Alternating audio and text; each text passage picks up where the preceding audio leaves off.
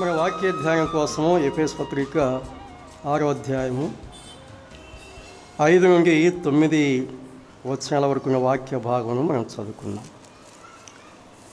ఎఫెసు పత్రిక 6వ అధ్యాయం 5 నుండి 9 వరకు ఉన్న వాక్య భాగాలను మనం చదువుకుందాం.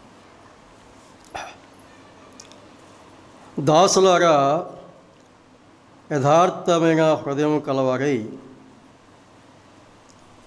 భయముతోనూ వణుకుతోనూ క్రీస్తునకు వలె శరీర విషయమై మీ యజమానులైన వారికి విధేయులయ్యుండుడి. మనుషులను సంతోషపెట్టువారు చేయనట్లు కంటికి కనబడుటకే గాక క్రీస్తు దాసమని ఎరిగి దేవుని చిత్తమును మనఃపూర్వకంగా జరిగించవచ్చు. మనుషులకు చేసినట్టు కాక ప్రభువునకు చేసినట్టే ఇష్టపూర్వకంగా సేవ చేయుడి. దాసుడైనను స్వతంత్రుడు అయినను మీలో ప్రతివాడును ఏ సత్కారము చేయనో దాని ఫలము ప్రభువు వలన పొందును అని మీరు ఎరుగుదురు. యజమానులారా, మీకును వారికిని యజమానుడైన వారు పరలోకముందున్నారనియు ఆయనకు పక్షపాతము లేదనియు ఎరిగిన వారై వారిని బెదిరించడం మాని ఆ ప్రకారమే వారి ఎడల ప్రవర్తించుడి. 5 నుండి మనం గమనిస్తే దాసులు యజమానులు అనే అంశాన్ని ఇక్కడ గమనిస్తాం. దాసులు యజమానులు ఇక్కడ కూడా గమనిస్తే దాసులకు 4 వచనాలు చెప్పారు కదా. దాసులకు 4 వచనాలు చెప్పారు, యజమానులకు 1 వచనంలోనే చెప్పారు. ఎందుకంటే దాసులు ఎలా ఉంటారంటే బాధ్యతారహితంగా ఉంటారు. అది అసలు విషయం. అందరూ అని కాదు, ఎక్కువ శాతం 100కి 99% కూడా చెప్పుకోవచ్చు. బాధ్యతారహితంగా ఉంటారు. కొందరు ప్రాణానికి ప్రాణం ఇచ్చేవారు ఉంటారు. ఒకసారి వేంపల్లిలో ఏం జరిగిందంటే, అప్పుడు నేను వేంపల్లికి వెళ్ళలేదు.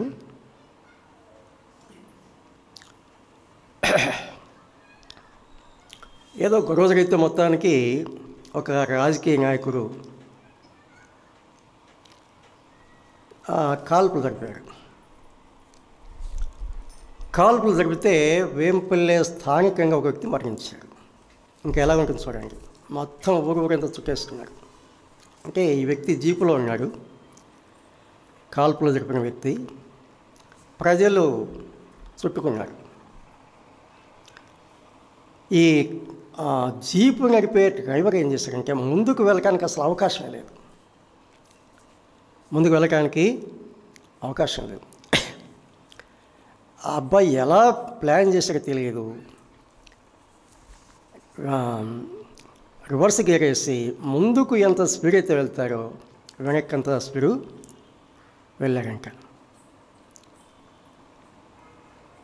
ఆ రోజు అబ్బాయి అదే పని చేయకపోతే, అబ్బాయి పేరు ప్రసాద్, ఇప్పుడు ఉన్నాడో లేదో నాకు తెలియదు. ఉన్నారా? ప్రసాద్ డ్రైవర్. సరే, రవాణా నాకు తెలుసుంటుంది. అంటే యజమాని ఎడల ఎంత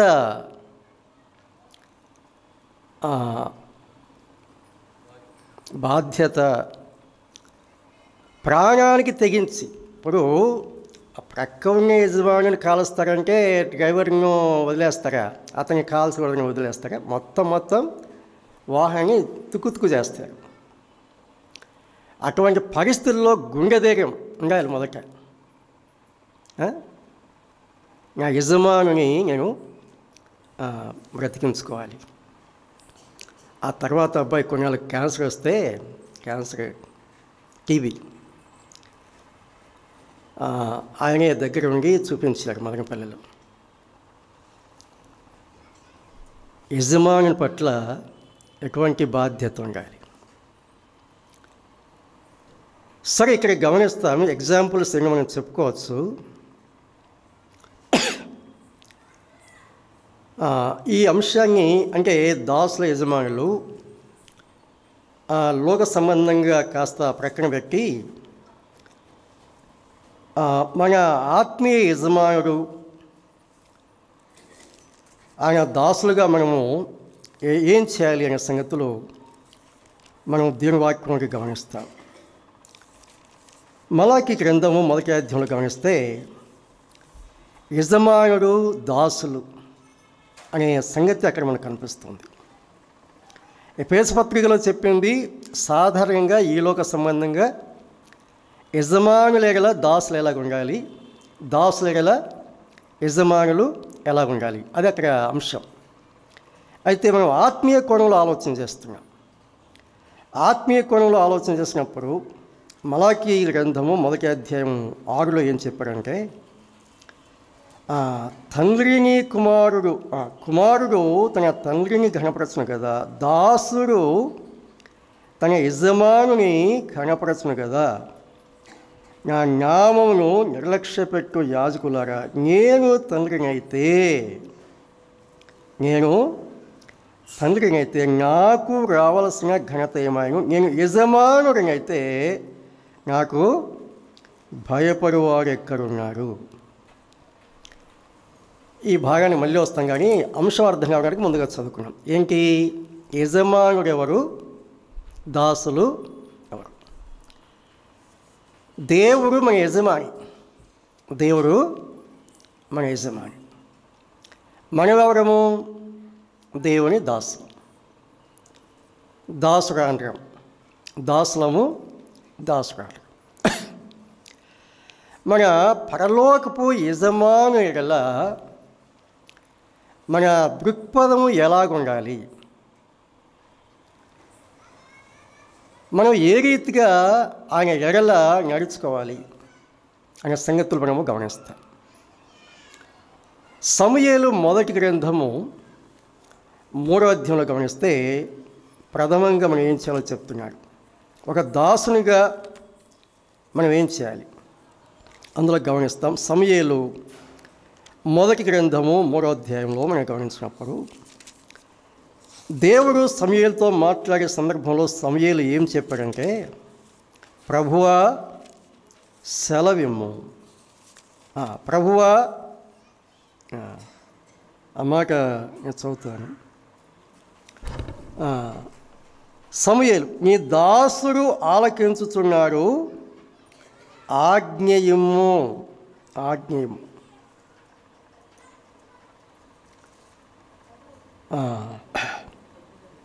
10వ వచనంలో గమనిస్తున్నాం. 3వ అధ్యాయం 10వ వచనం.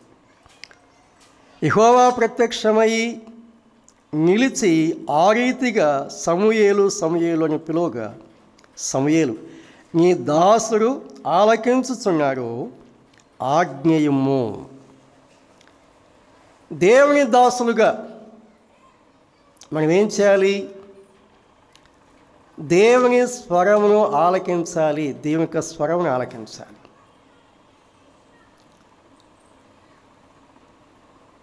యోహాను సువార్త 10వ అధ్యాయంలో ప్రభు చెప్తున్నాడు, నా గొర్రెలు నా స్వరము వినును. వినును అంటే అర్థం ఏంటి? చెవులతో వింటే సరిపోతుందా? చెవులతో వింటే సరిపోదు. బజారులో ఎంతోమంది ఎన్నో విషయాలు చెప్తుంటారు, అవి కూడా మనకు వినిపిస్తాయి. కానీ మనం పట్టించుకుంటామా? పట్టించుకో. ఎందుకు పట్టించుకోరు? చెప్పేవారికి మనకు సంబంధం లేకపోవచ్చు, చెప్పే అంశానికి మనకు సంబంధము లేకపోవచ్చు. కాబట్టి మనం పట్టించుకోం. విన్నామా లేదా? విన్నాం, కానీ వాటిని లక్ష్య పెట్టాము, వాటి ప్రకారం మనము చెయ్యం. వినుట అంటే అది కాదు. వినుట అంటే అర్థం ఏంటంటే విధేయత చూపుట. అంటే దేవుడు ఏమైతే చెప్పాడో దాన్ని జరిగించుట, క్రియాత్మకంగా లేకపోతే మనస్ఫూర్తిగా. కొన్నిసార్లు పని కూడా చేస్తాం, కానీ ఎలా చేస్తాం? ఆ? ఇష్టం లేకుండా చేస్తాం. ఎలా చేస్తాం? ఇష్టం ఉండదు, కానీ చేయాలి కాబట్టి, చేయక తప్పదు కాబట్టి. ఇష్టం ఉండదు కానీ తప్పదు కాబట్టి చేస్తాం. అది కూడా దేవుడు ఒప్పుకోడు. అది చేసినట్లు లెక్కలేకి రాదు. మనస్ఫూర్తిగా చేసినప్పుడే అది లెక్కలకు వస్తుంది. మనసులో ఇష్టం లేకుండా చేయాలి కాబట్టి చేస్తే అది నీ అకౌంట్లో ఏం పడదు. దేవుడు దాన్ని అంగీకరించడు. కాబట్టి వినుట అంటే అర్థం ఏంటంటే మాట స్పష్టంగా వినాలి, అంటే ఆ అంశంని అర్థం చేసుకోవాలి, మనస్ఫూర్తిగా దాన్ని ఆమోదించాలి, హృదయపూర్వకంగా జరిగించాలి. అప్పుడే దేవుని మాట మనం విన్నట్లు లెక్క. అనేక వాక్య భాగాల్లో గమనిస్తాం. ఆ చెప్పే సందర్భంలో కూడా దేవుడు ఏం చెప్పాడంటే, నీవు ఎలా వినమని చెప్పాడు? నేను నీకు ఆజ్ఞాపించు ఈ ఆజ్ఞలు ఎలా వినమని చెప్పాడు?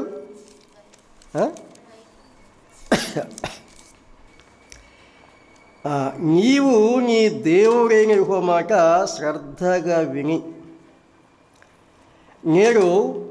నేను నీకు ఆజ్ఞాపించుతున్న ఆజ్ఞలన్నిటినీ అనుసరించి నడుచుకునేలా అని చెప్పాడు. ఎలా వినాలి? శ్రద్ధగా వినాలి. సామెతల గ్రంథంలో 2, 3, 4 అధ్యాయాల్లో వరుసగా చెప్పాడు. మరి ఇంటికి వెళ్ళి చదువుకోండి. ఎలా వినాలి, ఎలా లక్ష్య పెట్టాలి, ఎలా హృదయంలో దాచుకోవాలి, ఎలాగా అభ్యాసం చేయాలి. వినాలి, అంగీకరించాలి, హృదయంలో దాచుకోవాలి, అభ్యాసము చేయాలి. నా కుమారుడా అని ఎంతో ప్రేమతో ఆయన తెలియచేసిన సంగతులు గమనిస్తా. కాబట్టి వినుట అంటే కేవలం ఈ చెవితో విని ఆ చెవితో వదిలిపెట్టు కాదు. అంగీకరించాలి, హృదయపూర్వకంగా జరిగించాలి, అభ్యాసం చేయాలి, అంటే జీవితకాలం అంతా పాటించాలి. ఆ సంగతులు మేము గమనిస్తాను. రెండవదిగా దాసుడు యజమానుని ప్రేమించబడి ఉండాలి. ఎప్పుడు వింటారు? ప్రేమిస్తేనే వింటారు, ప్రేమించకపోతే వినడు. నిర్గమకాండము 21వ అధ్యాయము 5వ వచనం చదువుకుందాం. మౌత్ పీస్ ఉంటే చదివితే మంచిది. నిర్గమకాండం 21వ అధ్యాయము 5వ వచనం. అక్కడ ఏం చెప్పారు? దాసుడు ఏం చేస్తాడట? యజమాను ఎడల ఎటువంటి వైఖరి కలిగి ఉన్నారో చెప్తున్నాడు కదా. నిర్గమకాండము 21వ అధ్యాయం 5వ వచనం. అయితే ఆ దాసుడు, నేను నా యజమానుని, నా భార్యను, నా పిల్లలను ప్రేమించుచున్నాను, నేను వారిని విడిచి స్వతంత్రుడనై పోనొల్లనని నిజముగా చెప్పినగల. ఇక్కడ 2 విషయాలు మనం గమనించాలి. ఈ దాసుడు ఏం చేస్తున్నాడు? యజమానుని ప్రేమిస్తున్నాడు.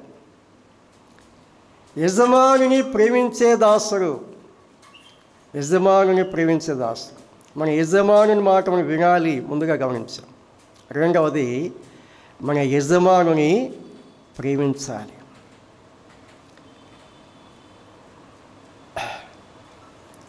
నన్ను ప్రేమించువారే నా ఆజ్ఞలు గైకొంటారు అని చెప్పాడు.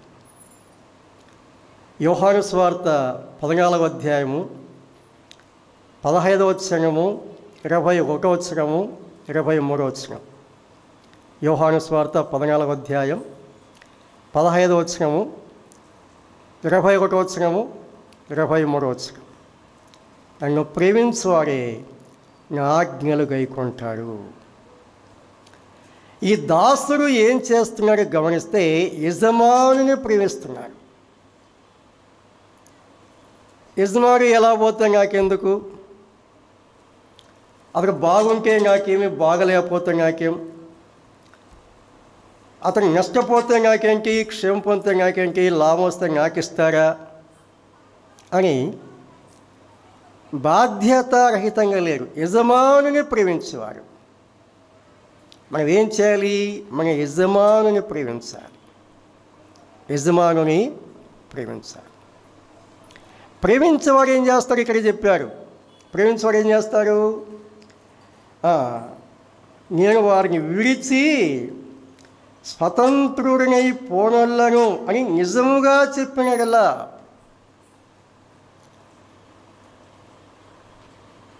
ఇక్కడ ఆ దాసునికి ఉండవలసిన లక్షణాలు చెప్తున్నాడు.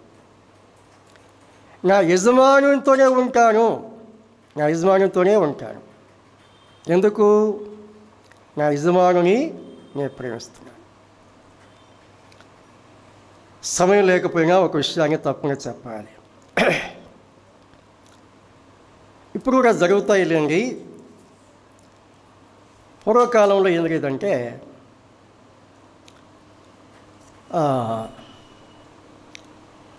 నిరుపేదలుగా ఉన్నవారిని కొందరు సంపన్నులు ఏదో కాస్త కోస్తా సొమ్ము ముట్టజెప్పి వారిని కొంటారు. విద్య లేని వారిని, నిరుపేదలైన వారిని, అనాగరిక జనాంగాన్ని, అంటే అలాంటి ఆ ప్రాంతాల వారిని నగరాలకు చెందినటువంటి కొంతమంది సంపన్నులు, ధనికులు ఏం చేస్తారు? సంతలో పశువులను కొన్నట్లుగా మనుషులను కొంటారు. ఏదో తులమ పొలం ఇస్తారు ఆ ఇంటి వారికి. వారి బలాన్ని బట్టి, ఆరోగ్యాన్ని బట్టి, వారికి ఉన్న సామర్థ్యాన్ని బట్టి వారు కాస్త ఎక్కువ ఇస్తే ఇవ్వచ్చు కొనేటప్పుడు. వారిని తీసుకెళ్ళి ఇప్పుడు పశువులను మార్కెట్లో ఎలాగ అమ్ముతారో మనుషులు కూడా అలాగే మార్కెట్లో అమ్ముతారు. కొనేవారు వస్తారు, గొప్ప ధనికులు వస్తారు. ఆ వ్యక్తి యొక్క దేహ దారుఢ్యాన్ని బట్టి, వయస్సుని బట్టి, దేహ దారుఢ్యాన్ని బట్టి, ఆరోగ్యాన్ని బట్టి ఈ వ్యక్తి ఫలానా పని చేయగలరు, ఏ పనిగా చేయగలరు, ఆ ఉన్న సామర్థ్యాన్ని బట్టి అమ్మేవారు ధర ఎక్కువ చెప్తారు, కొనేవారు వారు ఎంత కొనాలంటే అంత కొంటారు. సవాలు వేస్తారు. అలా సవాలు వేస్తుంటే ఒక యవనస్తుని సవాలు వేస్తున్నారు, అనేక మంది పాట పాడుతున్నారు. 10 రూపాయలు అంటే 15 రూపాయలు, 15 అంటే 20 రూపాయలు, 20 అంటే 50 రూపాయలు, 50 అంటే 100 రూపాయలు. వెళ్ళిపోతుంది, పాట వెళ్ళిపోతుంది. ఒక ధనవంతుడు మిగిలిన వారికంటే 5 రూపాయలు ఎంతగా వాడు, నువ్వు 1000 వాడతావా, 2000 వాడతావా, ఎంత వాడు, నీకంటే నేను ఒక 10% ఎక్కువ అని అలా పాట పాడుతున్నారు. సంఖ్యల చేత బంధించని ఈ బానిస ఏడుస్తున్నాడు. ఎందుకు ఏడుస్తున్నాడంటే ఆ కొనే వ్యక్తి ఎంత అధిక మొత్తం చెల్లిస్తారో అంతకు 10 అంతలు పని చేయించుకుంటాడు. ఆ బానిసలా చేయనరికినా ఎవరు అడిగేవాళ్ళు ఉన్నారు, తల నరికినా అడిగేవాళ్ళు ఉన్నారు. యజమాని ఇష్టం, కొన్నవాడి ఇష్టం. పశువు కంటే దారుణంగా చేయవచ్చు, ఎవరు అడిగే అవకాశం లేదు. ఆ యజమాని పాట పాడినాడు ఎక్కువ ధరకు. ఈ బానిస ఏడుస్తున్నాడు. ఈ అమ్మిన వ్యక్తి అతనికి అప్పగించాడు, ఆ సంఖ్యలతో పాటు అప్పగించాడు, తీసుకువెళ్ళని చెప్పేసి. ఆ కొన్న వ్యక్తి అన్నాడు, ఇతని సంఖ్యలు తీసివేయని చెప్పాడు. ఏమయ్యా నీకు పిచ్చా, ఎలాగుంది, ఇంత ధర పెట్టి కొన్నావు, సంఖ్యలు తీసేస్తే వాడు ఉంటారా, వెళ్ళిపోతారు, అప్పుడు ఎవరిది బాధ్యత? లేదు, ఇలాగే తీసుకెళ్ళంటే కొన్న వ్యక్తి అన్నాడు, లేదు లేదు, ఆయన సంఖ్యలు విడిపించండి. సరే కొన్నాడు కాబట్టి సంఖ్యలు విప్పారు, అతను వెళ్ళిపోమన్నాడు. నేను పని చేయించుకోవడానికి కాదు కొన్నది, ఆ వ్యక్తి స్వతంత్రంగా జీవించడానికి నేను కొన్నాను అని చెప్పి ఆ సంఖ్యలు విప్పి ఆ బానిసను వెళ్ళిపోమంటే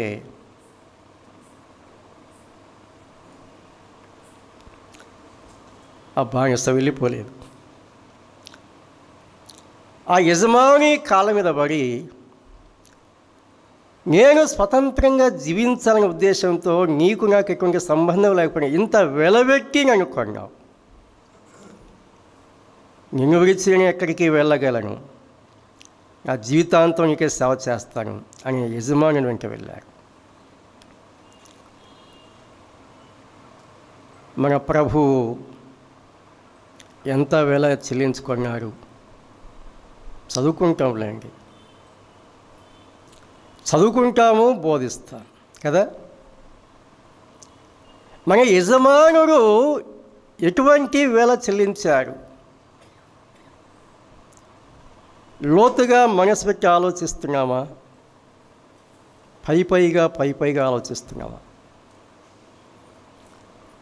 దేవుడు తన స్వరక్తమిచ్చి సంపాదించిన సంఘం అని చెప్పారు. అమూల్యమైన రక్తం చేత విమోచించబడినాం కదా, చదువుకుంటున్నాం కదా, బోధిస్తున్నాం కదా, వింటున్నాం కదా. ఆ బానిసకున్నటువంటి మనస్సు మనకుంటే మన యజమాని ఎంత సంతోషిస్తారు.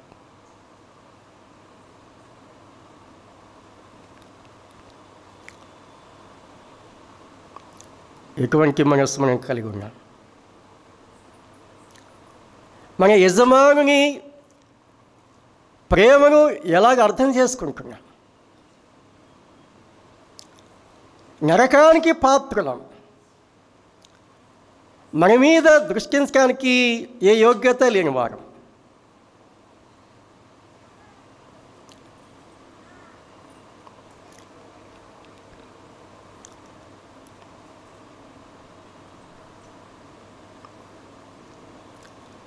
ఆ యజమానుడు ఎంతగా ప్రేమించాడు, ప్రాణము పరంగా పెట్టాడు, ప్రాణమే పరంగా పెట్టాడు. మరణించడానికి అవకాశం లేనివాడు, మరణం పొందటానికి మనిషిగా వచ్చినవాడు, మన శిక్షను పొందినవాడు, మనల్ని విమోచించడానికి అమూల్యమైన రక్తము శిలువలో చిందించినవాడు. ఆ రక్తం చేత మనలా కరిగారు, కొన్నారు, ఆత్మచేత ముద్రించారు, తన సొత్తుగా చేసుకున్నారు. నిత్య జీవం మనకు అనుగ్రహించున్నారు. పరలోకంలో మన కోసం స్థలం సిద్ధపరుస్తున్నారు. మరలా రాబోతున్నారు, పరలోకాన్ని తీసుకుని వెళ్తారు. ఆ యజమానుని ప్రేమ ఎంతవరకు మనకు అర్థమైంది? ఆ యజమానుని ప్రేమిస్తున్నామా?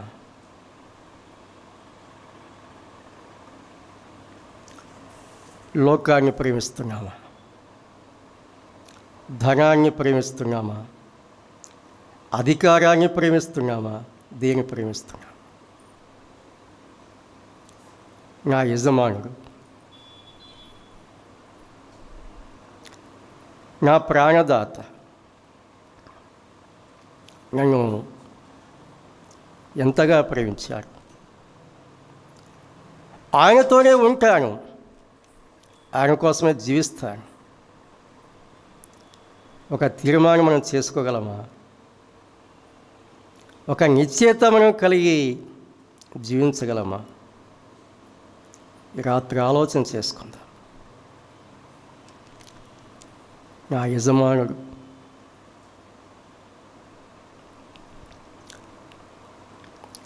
వెల చెల్లించి కొన్నవాడు, ఆయనను ప్రేమిస్తాను. రాత్రి ఒక తీర్మానం చేసుకోగలిగితే తీర్మానాలు మారిపోతాయి. ఒక నిశ్చయత మనం కలిగి ఉంటే, ఒక నిబంధన మనం చేసుకోగలిగితే, నిబంధనకు లోబడితే మన జీవితాలు ఎంత ధన్యం. ఆయన ప్రేమించారు, మనం ప్రేమిస్తున్నామా? నా యజమానుని నేను ప్రేమిస్తున్నాను, నిజముగా ప్రేమిస్తున్నాను, ఆయన విడిచి వెళ్ళిపోను. రాత్రి ఒక శబదం చేసుకుందాం. ఏం చేసుకుందాం? శబదం.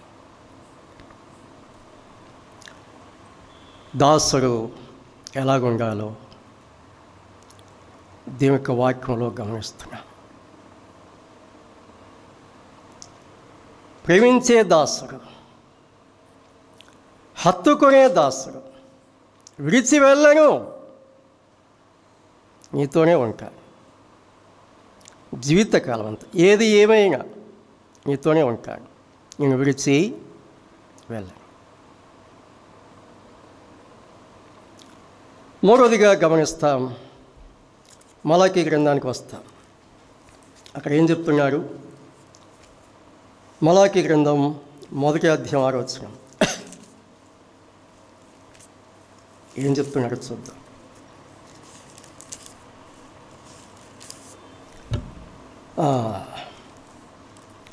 కుమారుడు తన తండ్రిని ఘనపరచును కదా, దాసుడు తన యజమానుని ఘనపరచును కదా. దాసుడు ఏం చేయాలి? యజమానుని ఘనపరచాలి, యజమానుని ఘనపరచాలి. ఏ రీతిగా? ప్రభా నేను ఘనపరుస్తున్నాను అని మాట చెప్పడం సుమా, మన జీవితము ద్వారా మనము ప్రభు పిల్లలుగా జీవిస్తుండగా లోకం ఏం చెప్పాలి? ఈ వ్యక్తి నిజంగా దేవుని నమ్ముకున్నవాడని చెప్పాలి. నమ్ముకున్నాడంట, చర్చికి పోతాడంట, బైబిల్ పట్టుకొని ఉంటాడు, ఏమీ లేదు.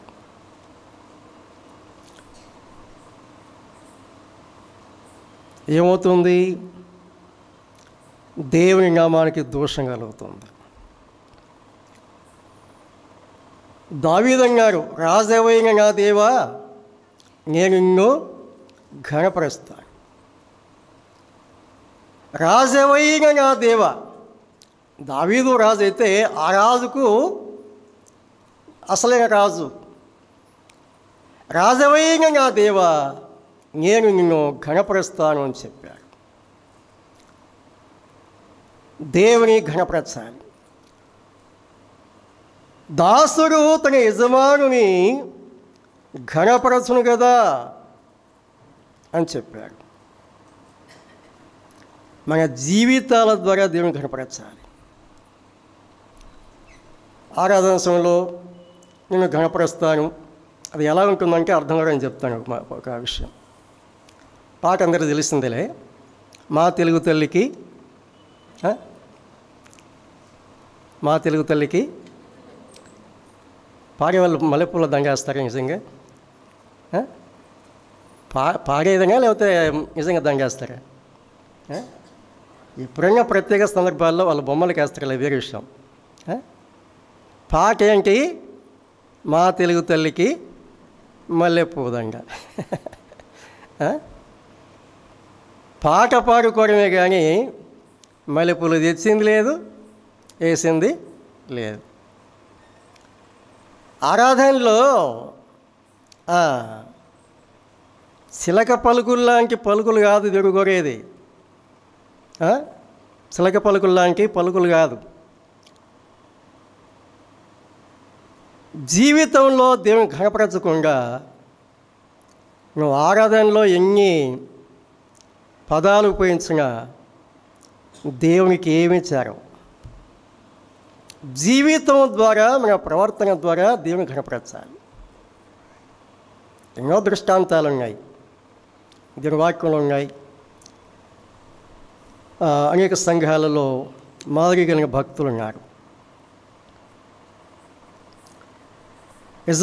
దాసుడు ఏం చేయాలి? యజమానుని ఘనపరచాలి.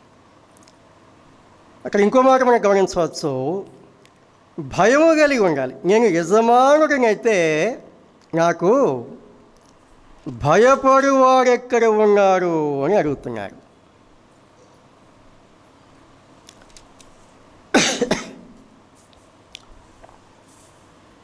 అన్యులుగా ఉన్నప్పుడు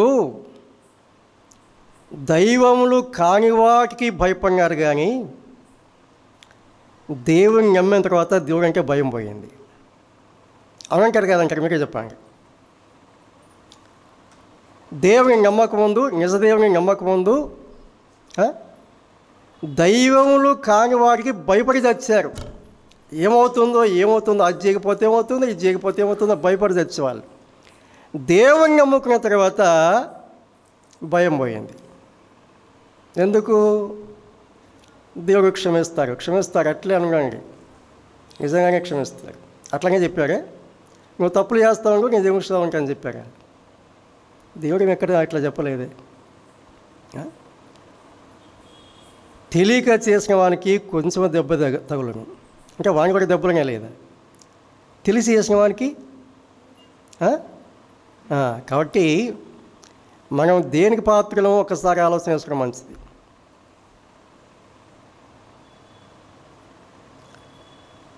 దైవ భయం అవసరం. దేవుని భయం అంటే ఏం చేస్తారు? విధేయత కలిగి జీవిస్తారు. ఎవరి స్థానంలో ఎవరు ఉండాలో వాళ్ళు ఉంటారు. ఎవరి స్థానంలో ఎవరు ఉండాలో అక్కడ ఉంటారు. భయం లేకపోతే ఏమవుతుంది? చిన్నపిల్లవాడైనా ఎదిరిస్తారు. అబ్బో మందుగాలంటే ఎంత భయం లేకుండా పెంచుతున్నామో మన పిల్లలకి. వాళ్ళేంటి మనకు చెప్పేది?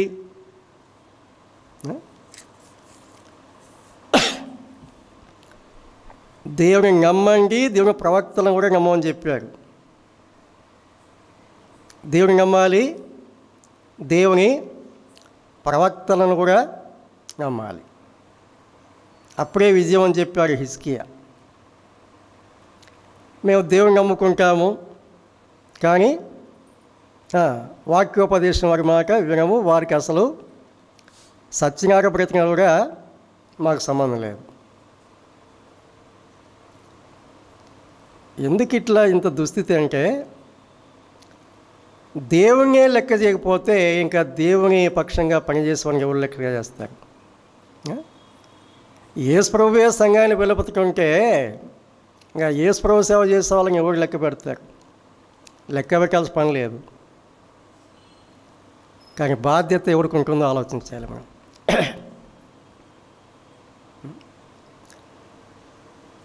నేను యజమానుడినైతే నాకు భయపడేవాడు ఎక్కడున్నాడు? దైవ భయము లేని కాలం ఇది. ఏమి లేదు, భక్తి ఉంది కానీ ఏమి లేదు, భయం లేదు. ఉందో లేదో ఎవరికి వాళ్ళు పరీక్ష చేసుకుంటే అర్థమైపోతుంది. నాకు నేను పరీక్షించుకోవాలి, ఎవరికి వారు. కానీ ఎవరికి చెప్పాడు దేవుడు? లోకస్తులకు చెప్పాడా, దేవుని పిల్లలకు చెప్పాడా?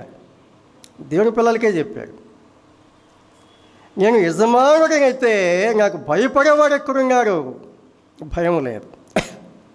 న్యాయాధిపతుల్లో చాలాసార్లు మనం జ్ఞాపకం చేసుకుంటాం. మొత్తం 21 అధ్యాయాలు మనం ధ్యానం చేస్తున్నాం. అక్కడ ఏం చెప్పారు? ఎవరి ఇష్టానుసరంగా వారు నా ఇష్టం మనం గుర్తుపెట్టుకుందాం. లూకాసు వార్త 16వ అధ్యాయంలో ఒక ధనవంతుడు చనిపోయాడు కదా, వానితో అబ్రహాం ఏమన్నాడు? అబ్రహాం చెప్పాడు, నీకిష్టమైనట్టు సుఖము అనుభవించావు, ఇప్పుడు అనుభవించు అని చెప్పాడు. అంతే కదా. అప్పుడు నీకు ఇష్టమైనట్టు సుఖం అనుభవించావు, ఇప్పుడు నీకు ఇష్టం కాదు ఇది, కానీ ఏం చేయాలి? అనుభవించాలి. అంతే లెక్క. రూటు మార్చకండి, నేనే రూటు మారలేదు. అంటే ఇష్టానుసంగా జీవిస్తే దాని ఫలితము ఏదో ఒక రూపంలో ఖచ్చితంగా 100% అనుభవించాల్సి వస్తుంది. నా జీవితంలో ఎన్నో నాకు బాగా తెలుసు. నా జీవితంలో బాగా నాకు తెలిసే చెప్తున్నాను. కాబట్టి దేవుని యొక్క వాక్యానికి మనం లోబడితే మనకు క్షేమం. దైవ భయం అనేది ఉండాలి. నా ఇష్టం అంటే ఇంకా సంఘం ఎందుకు, సహవాసం ఎందుకు? ఎవరింట్లో వాళ్ళు ఉండవచ్చు కదా. నా ఇష్టం ఉన్నప్పుడు ఇంకా సంఘం ఎందుకు? సంఘం అవసరం లేదు, సహవాసం అవసరం లేదు.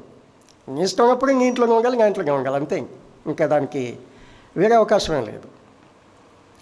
దేవుని సన్నిధి అన్నప్పుడు ఎవరిష్టం చేయాలి? అసలు యేసు ప్రభువు ఏం చెప్పారంటే నీ చిత్తం నెరవేర్చడానికి వచ్చాయని చెప్పారు ఆయన. నా ఇష్టం నెరవేర్చుకోవడానికి ఇంకా రాలేదు. ఆయన దేవుడై ఉండి మనిషిగా ఈ లోకంలో జీవించినప్పుడు నా ఇష్టం నెరవేర్చుకోవడానికి ఇంకా రాలేదు, తనకి చిత్తం నెరవేర్చడానికి వచ్చాను అని ఆయనంతా తగ్గించుకొని తండ్రి యొక్క చిత్తం నెరవేరిస్తే మనమేమంటున్నామంటే ఆ యేసు ప్రభువుకి ఏం తెలుసులే, ఆయనకంటే మేము గొప్ప వాళ్ళు మాకు బాగా తెలుసు కాబట్టి మా ఇష్టానుసారం మేము జీవిస్తాం. ఓకే, ఎవరు కాదంటారు? కాబట్టి ఎవరి ఇష్టాన్ని వారు నెరవేర్చుకోండి, నో ప్రాబ్లం. అంటే అర్థం ఏంటి? ఫలితం లేదని కాదు. నీవు నీకిష్టమైనట్టు సుఖం అనుభవించావు, ఇప్పుడు ఏమనుభవించాలి? ఫలితము అనుభవించాలి. దైవ భయం అంటే కొంచెము నా ఇష్టం అనేది ఉండదు. ఎవరిష్టం ఉంటుంది? యజమానుని ఇష్టం. యజమాని ఇష్టానికి లోపడతాం. అది లేకపోతే ఏం జరుగుతుంది? ఎవరిష్టం వాళ్ళది. సంఘం అంటే సంత కాదు. దేవుడు తన సంఘాన్ని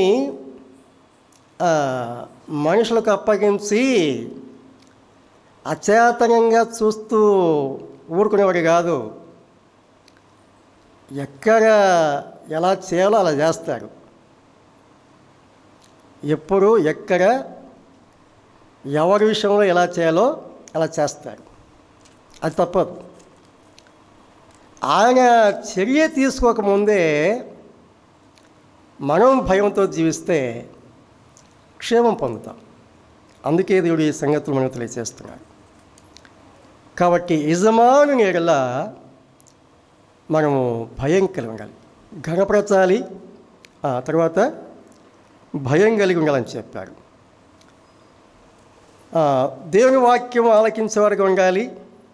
అంటే యజమానుని స్వరం ఆలకించాలి, యజమానుని ప్రేమించాలి, తర్వాత యజమానుని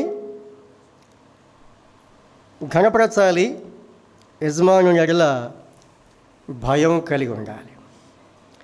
ఎఫెసీ పత్రిక 6వ అధ్యాయం 5లో చదువుకుందాం. విధేయత కలిగి ఉండమని చెప్పారు కదా. ఏం చెప్పారు?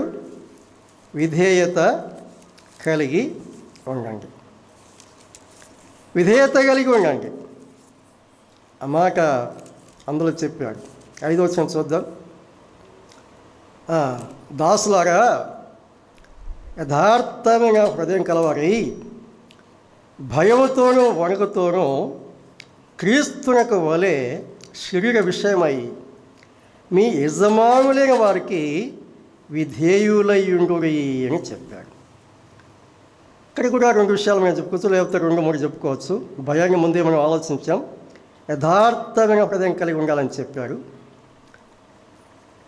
కొన్ని పోలికలు అక్కడిక్కడ చెప్పాడు. ఈ కొలత ఏం చెప్పాడంటే క్రీస్తునకు వలె అని చెప్పాడు. ఇక్కడ సాధారణంగా దాసుడు చెప్పాడు. మనం ఏం చేయాలి?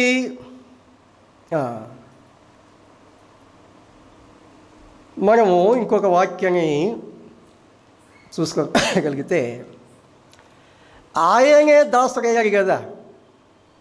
మనం ఫిలిప్పీ పత్రిక 2వ అధ్యాయానికి వస్తే ఆయనే దాసుడైపోయాడు. కాబట్టి ఆ దాసుని వలె ఆయన మాదిరిలో మన యజమానునికి, అంటే ఆయన యజమానుడు కానీ దాసుడిగా ఎలా ఉండాలో చూపించారు. క్రీస్తు వలె క్రీస్తు ఎలా దాసుడై ఉన్నాడో మనం కూడా ఈ పోలిక సామాన్యమైంది అని నేను చెప్పడం లేదు, కానీ మనం నేర్చుకోవాలి. క్రీస్తు వలె క్షమించండి, క్రీస్తు వలె ప్రేమించండి, క్రీస్తు వలె విధేయులై ఉండండి. ఈ పోలికలు అసమానమైన పోలికలు, సామాన్య విషయాలు కాదు. కానీ కొలత అది ఇచ్చారు, అది చాలా భయం కలిగిస్తుంది. ఇంకా ఎవరిని కొలత పెట్టలేదు. క్రీస్తు వలె ప్రేమించండి, క్రీస్తు వలె క్షమించండి, క్రీస్తు వలె నడవండి, క్రీస్తు వలె దాసులై ఉండండి. క్రీస్తునే కొలత ఇచ్చారు. ఇలాంటి వాక్యాలు ఇటీవల కాలంలో నా మనసులో దేవుడు ఉంచుతాడు, భయం కలుగుతుంది. అబ్రహాం లాగా ఉంటే కొన్ని విషయాలు ఉండే అవకాశం ఉంటుంది, అన్ని విషయాలు లేకపోయినా. లేదు ఇంకో భక్తిని చూపిస్తే సగలే కొంచెం అటుకు వెళ్ళిపోదాం అనుకునే అవకాశం ఉంటుంది. కానీ బైబిల్ ఏం చెప్పాడంటే క్రీస్తు వలె ఉండుటకు అన్ని విషయాలలో ఎదుగమని చెప్పారు కదా. క్రీస్తు వలె అంటారు. భయం కలుగుతుంది. ఏంటి దేవుడిచ్చిన కొలత? అసలు ఇది సాధ్యమా? తల వంచాలి, మనకు అసాధ్యమే. దావీదు ఒక ప్రార్థన చేశాడు. 61వ కీర్తన 2వ చరణం 2వ భాగంలో ఏం చెప్పాడంటే, ఆ ప్రార్థనలో 61వ కీర్తన 2వ చరణం 2వ భాగంలో, నేను ఎక్కలేనంత ఎత్తైన కొండపైకి నన్ను ఎక్కించు అని ప్రార్థన చేశాడు. దావీదు ఆ బేత్లెహేం ప్రాంతంలో ఉన్న పర్వతాలు ఇరిగినవాడు, అనేక పర్వతాలు ఎక్కినవాడు. కానీ అక్షరార్థంగా పర్వతాలు ఎక్కాలి అనేది దావీదుకు అభిలాష కాదు. ఆత్మ సంబంధంగా పర్వతాలు ఎక్కాలి, విశ్వాసంగా పర్వతం ఎక్కాలి, పరిశుద్ధతంగా పర్వతం ఎక్కాలి, ప్రార్థన పర్వతం ఎక్కాలి. ఆ పర్వతాలు ఎక్కాలి, ఆ ఉన్నతమైన శిఖరాన్ని చేరుకోవాలి. దావీదు యొక్క ప్రగాఢ వాంఛ మాత్రమే కాదు, ప్రయాస. క్రీస్తు వలె అని చెప్పారు. అన్ని విషయాల్లో ప్రభువే మనకు మాదిరి. ఆయన ఎంతగా దాసుడైపోయారు,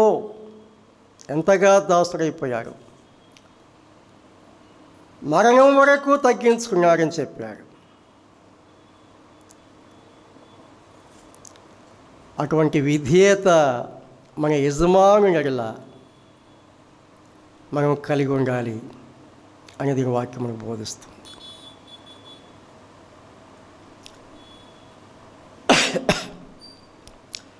ఆదికాండము 24వ అధ్యాయం లేక లూకాసు వార్త 16వ అధ్యాయం, అంశం ఒకటే, అక్కడైనా ఇక్కడైనా అంశం ఒకటే. లూకాసు వార్త 15వ అధ్యాయంలో గమనిస్తే ఏం చేయాలి? ఈ దాసుడు పరిచర్య చేయాలి. లూకాసు వార్త 15వ అధ్యాయం 7వ వచనం చదువుకుందాం. లూకాసు వార్త 17:7. దున్నువారు కానీ మేపువారు కానీ మీలో ఎవరికైనా ఒక దాసుడు ఉండగా వారు పొలం నుండి వచ్చినప్పుడు, అంటే అది వరకు పనిచేసి వచ్చాడు, వచ్చిన తర్వాత యజమాని ఏం చెప్తున్నారు? నీవు ఇప్పుడే వెళ్ళి భోజనం చేయవు అని వారితో చెప్పడు. అంతేకాక నేను భోజనం చేయ వరకు ఏవైనాను సిద్ధపరిచి నడుము కట్టుకొని నేను అన్నపానములు పుచ్చుకున్న వరకు నాకు పరిచారం చేయము, అటు తరువాత నీవు అన్నపానములు పుచ్చుకొనవచ్చును అని వారితో చెప్పును. కానీ ఇవన్నీ చేసినా కూడా యజమాని ఎలాగున్నారు? ఆ దాసుడు ఆజ్ఞాపింపబడిన పనులు చేసినందుకు వారు దయ చూపారు అని వారిని మెచ్చునా. పొలానికి వెళ్ళారు, పని చేశారు, ఎండలో గాలిలో వర్షంలో పని చేశారు, అలసిపోయి వచ్చారు. ఏ మనిషి అయినా అలసి వచ్చిన తర్వాత ఏం కోరుకుంటారు? వెంటనే భోజనం చేయకపోయినా కాస్త విశ్రాంతి తీసుకోవాలనుకుంటారు. వీలైతే భోజనం చేసి విశ్రాంతి తీసుకోవాలనుకుంటారు. కానీ యజమాని గారు ఏం చెప్తున్నారు? నేను భోజనం చేయాలి, అసలు వంట సిద్ధం చేసి కాదు, భోజనం సిద్ధం చేయాలంటే మళ్ళీ అక్కడ నేను భోజనం చేయకు ఏమైనా సిద్ధపరచి అంటే వంట వాడి చేయాలి. తర్వాత ఏం చేయాలి? వండేవలే వెళ్ళిపోగాదు, నేను పెట్టుకుంటే తింటా కాదు. ఏం చేయలేక నడుము కట్టుకొని నేను అన్నపానములు పుచ్చుకునే వరకు నాకు పరిచారం చేయవు, అటు తర్వాత నీవు అన్నపానములు పుచ్చుకునవచ్చును అని వాళ్ళతో చెప్తారట. ఇవన్నీ చేసినా కూడా యజమాని ఏమైనా మెచ్చుకుంటారా? లేదు, మెచ్చుకోరట. ఆ దాసుడు ఆజ్ఞాపింపడు, అంటే యజమానుడు దాసునికి ఆజ్ఞాపించిన పనులు చేసినందుకు ఆ దాసుడు యజమానుని ఎడల దయ చూపెను అని ఏమైనా యజమానుడు దాసుని మెచ్చుకుంటాడంటే మెచ్చుకోరట.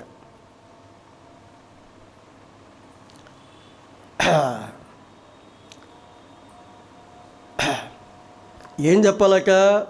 అటువలే మీరును మీకు ఆజ్ఞాపింపబడినవన్నీ చేసిన తర్వాత, ఎన్ని చేసినాక? ఆజ్ఞాపింపబడినవన్నీ చేసిన తర్వాత ఏం చెప్పాలక? మేము నిష్ప్రయోజక దాసులము అని చెప్పాలట. మనం చేయంగాని ఏమనుకుంటాం? అబ్బా ఈరోజు అది చేసాం, ఇది చేసాం. నోహు ఎలా చేశారు? యెహోవా అతనికి ఆజ్ఞాపించినట్లు చేశాడు, యావత్తూ చేశాడు, చెప్పినవన్నీ చేశారు, చెప్పినట్లుగా చేశారు. మోషే ఇశ్రాయేలీయులు ఎలా చేశారు? ప్రత్యక్ష గుడారం నిర్మాణంలో దేవుడు ఎలా చెప్పారో అలా చేశారు. ఎన్ని విషయాలు చెప్పారో అన్ని విషయాలు చేశారు, చెప్పినట్లుగా చేశారు. ఎలా చేయమన్నారో అలా చేశారు. అందుచేత ఆశీర్వాదం పొందారు. చెప్పినవన్నీ చేయాలి, చెప్పినట్లుగా చేయాలి, కంప్లీట్గా చేయాలి.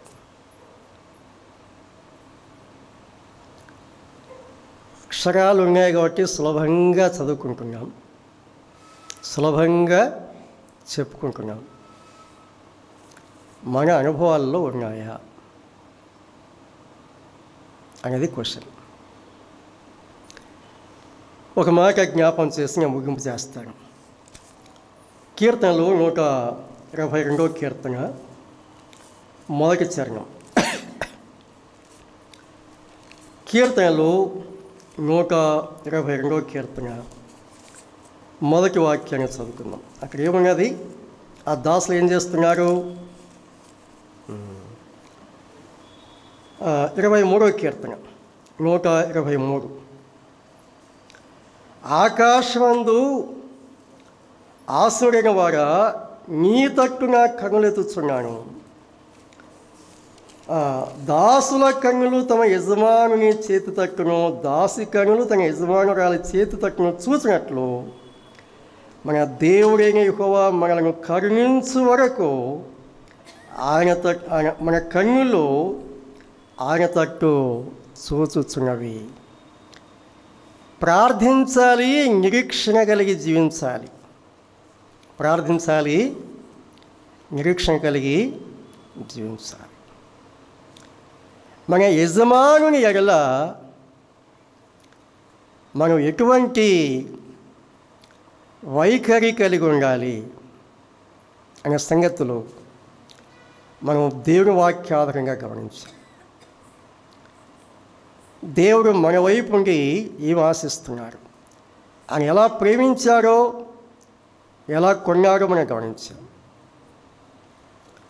మనం ఏ రీతిగా ఆయన దాసులముగా మన యజమానుని ఏ రీతిగా సన్మానించాలో, ప్రేమించాలో, ఘనపరచాలో అనేక విషయాలను గమనించాం. ఈ అనుభవాలు లేకపోతే ఆయనను మనం నిజముగా యజమానునిగా అంగీకరించిన వారం కాదు. కాబట్టి ఆయన మన అంటే రియల్ లైఫ్లో ఆయన మన యజమానునిగా ఉన్నారా, మనం ఆయన దాసులుగా ఉన్నామా లేదా అనే సంగతి రాత్రి మనం ఆలోచించుకోవాలి. మన జీవితాలు వాక్య క్రమంలోనికి మలుచుకోవాలి. ఆ రీతిగా సాగిపోవాలని దేవుడు మనందరికీ, ఎవరు మినహాయింపు అనుకోవద్దని దయచేసి, నిలబడినా కూర్చున్నా అందరూ ఒకటే. మనం అందరం కూడా ఆ అనుభవాలు కలిగి ఉండాలని దేవుడు తెలియపరుస్తున్నాడు. ప్రభు ఈ మాటలు మనందరి క్షమార్థమై, దీని యొక్క మహిమార్థమై స్థిరపరచి ఫలింపచేసి మేలు కలిగించును కాక. ప్రభు నామని అందరికీ వందనాలు తెలియజేస్తున్నాను.